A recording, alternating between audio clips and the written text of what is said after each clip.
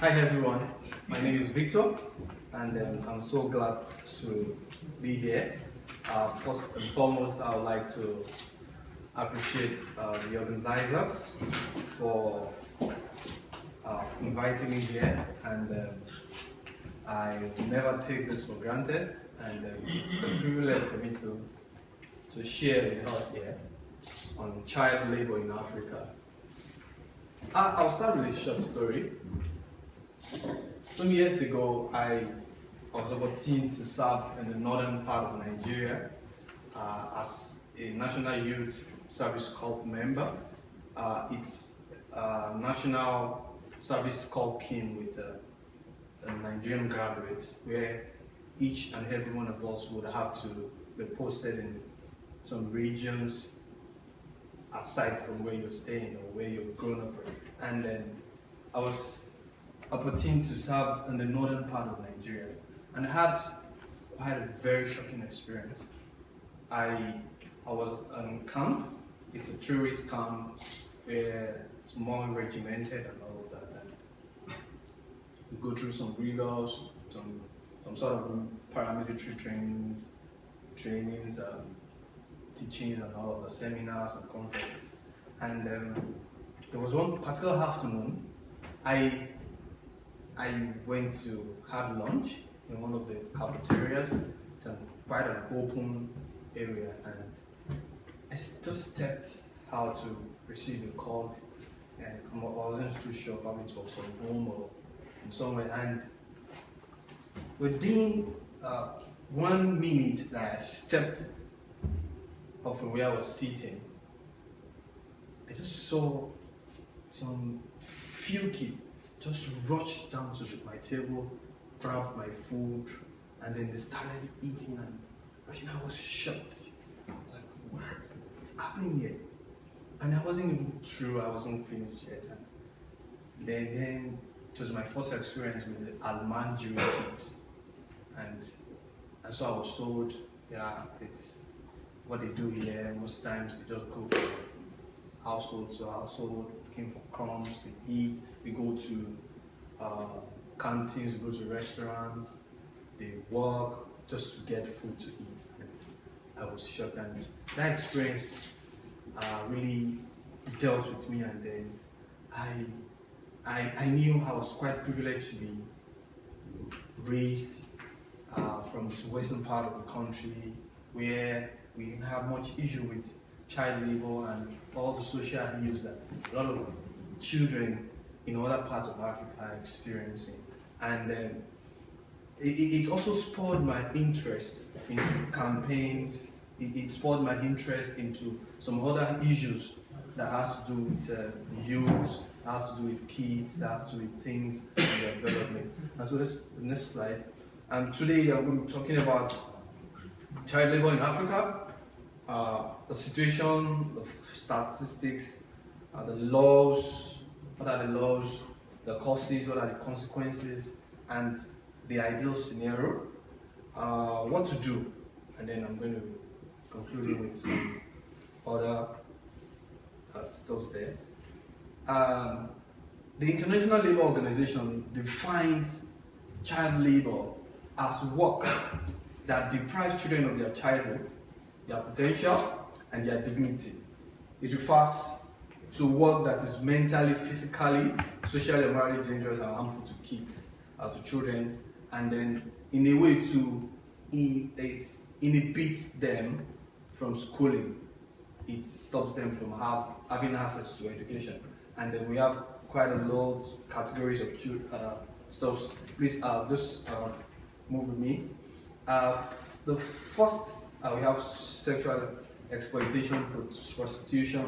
I've had cases, I've been in meetings, I've been at events where we have people, organizations, international organizations, NGOs, come to share their experience in the field of having met with some kids in some parts of Africa that they were told some stories that there's this better life for them somewhere, that they just need to go, they're taking them abroad, and then they use them for all sorts, for sexual exploitation, prostitution, sex slaves, slavery, debt, bondage. Some go as far into pornography, forced recruitment of children for use in armed conflict, like we've experienced in Liberia, where you have young kids during those war periods carry guns and all of that. And the use of children for drug trafficking and illicit activities and so on.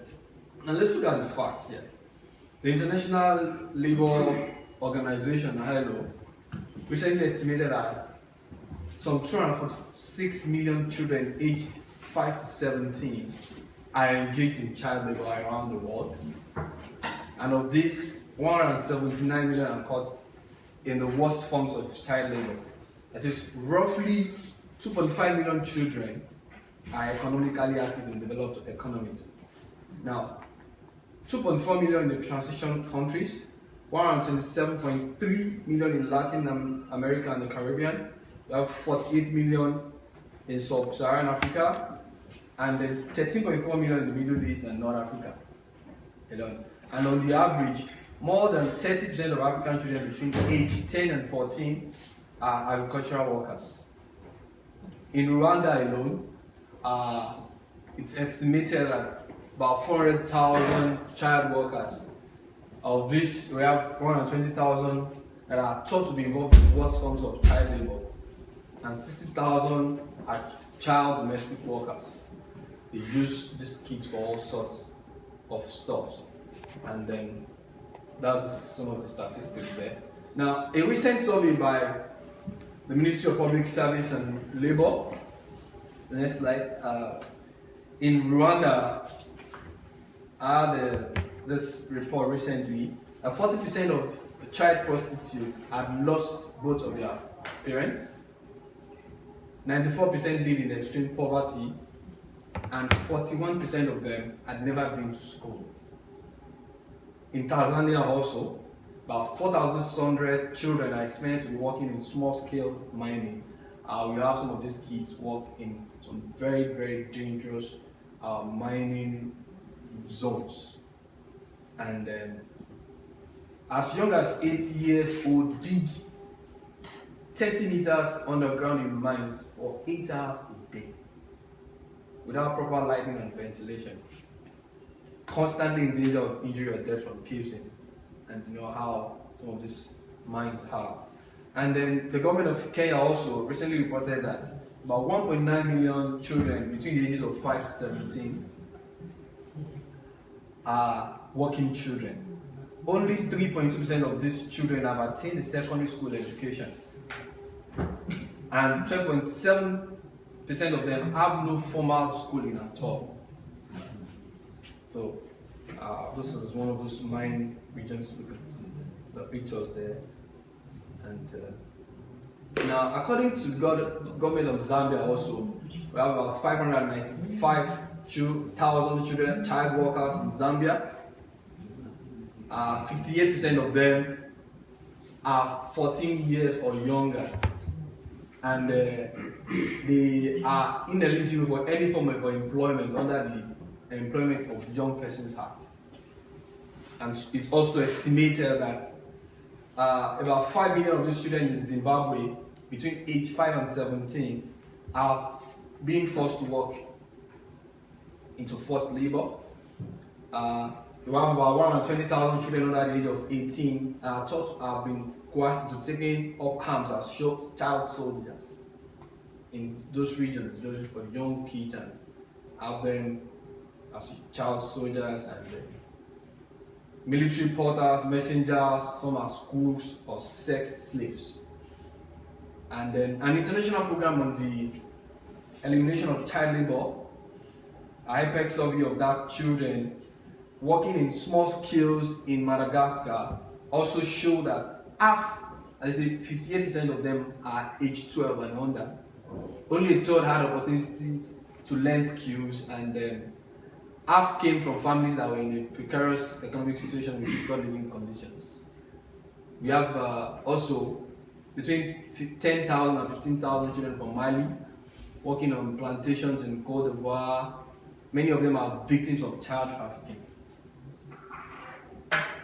And then in West Africa, it's also estimated that about 35,000 children are in commercial sexual exploitation. Some pictures there. That's a picture of from mining diamonds and all that. Most of them have to stay inside this dirty water and then see through those elements. And the next picture is cocoa plantation and all that. Now let's look at the child labor laws.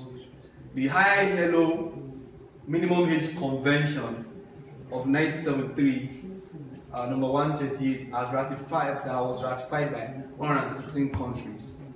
Now its aim is the effective abolition of child labor in those children under the age of completion of compulsory schooling, or in any case under the age of 15. And then there's another law, ILO, Worst Forms of Child Labor Convention of 1999 also. The abolition of worst forms of child labor for children under 18 years of age. Let's look at the causes. Now, the one of the main primary causes as suggested by ILO is poverty, and it's the greatest single cause behind child labor. For a poverty-stricken home, income from a child's work is very important for his or her own survival. I had a personal experience with some of the kids I taught in the northern part of Nigeria, where some of them have about 300 children in the classroom registered, and on a daily basis, you will have less than 70 or 80 come to school. And when you ask some of their other colleagues, where are your other colleagues? They say, they've gone to the farm, someone has gone to the market, and that's the only way they could raise something for their parents. Some are orphans. Some, if they don't go out to make some sales or to do some work on the farm, there's no chance of feeding. They won't be able to come to school to get some notebooks, to get some simple basic things, and then it's one big cause that I have seen. And then another cause are their cultural causes. There are some cultural beliefs.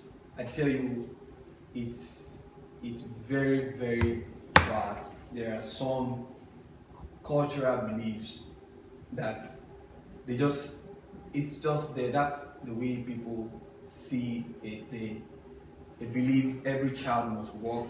Work is good for character building and skill development of children. That's their mindset. And some other school of thought believe